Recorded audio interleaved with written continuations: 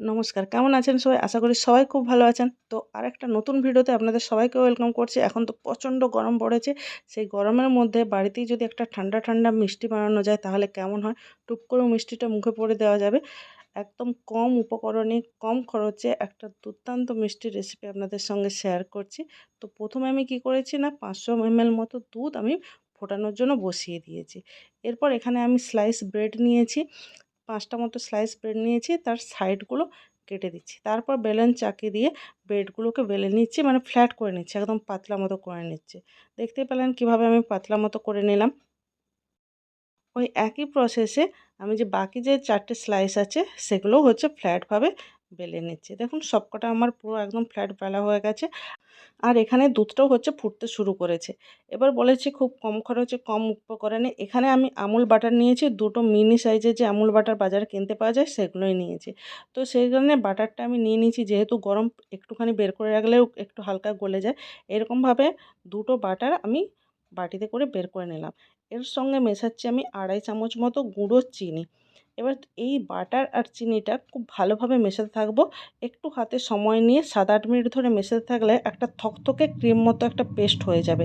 তো এই পেস্টটাই হচ্ছে লাগবে। দেখুন কি সুন্দর থকথকে ক্রিম হয়ে গেছে। এইবার যে আমার ফ্ল্যাটভাবে যে ব্রেডের স্লাইসগুলো রাখা ছিল ওর ওপরে দিয়ে দেবো পুরো বাটার আর চিনির ব্যাটারটা। তারপর ভালোভাবে স্প্রেড করে দিয়ে এটা হচ্ছে রোল করে পাকিয়ে নেবো। এখানে কোনোটায় আমি ৩ টে ভাঁজ দিয়েছি, কোনোটায় ৪ টে দিয়েছি। যেটায় ৪ টে দিয়েছি সেটা একটু সরু মতো হবে, আর দেখছেন ৩ টে মতো দিলে একটু মোটা মতো হবে। তো এখানে সবকটা ব্রেডের আমার রোল বানানো হয়ে গেছে। চলুন তাহলে নেক্সট স্টেপ কী করছি। এদিকে দেখুন দুধটা ফুটতে, ফুটতে কিন্তু অনেকটাই রিডিউস হয়ে গেছে। এবার এখান থেকে আমি ৩ চামচ মতো দুধ তুলে নিচ্ছি। এই দুধে আমি কী করব না, বাজারের যে ১০ টাকা দামের যে পাউডার দুধ পাওয়া যাচ্ছে, সেই যেকোনো কোম্পানির আপনারা পাউডার দুধ এখানে মিশিয়ে দেব। মেশানোর পরে এই পাউডার দুধ মেশানো দুধটাই, যে দুধটা আমার রিডিউস হয়েছে তাতে দিয়ে দেবো, যাতে খুব তাড়াতাড়ি দুধের টেক্সচারটা একদম ঘন হয়ে যায়।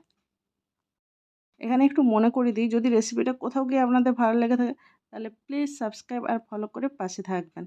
দেখুন এবার আমি পাউডার দুধের যে মিশ্রণটা ছিল ওটা মিশিয়ে দিলাম। এরপরে হচ্ছে দুধটা খুব তাড়াতাড়ি হচ্ছে রিডিউস হয়ে যাবে আর মোটা থকথকে হয়ে যাবে। এখানে আমি ২.৫ চামচ মতো চিনি দিয়েছি।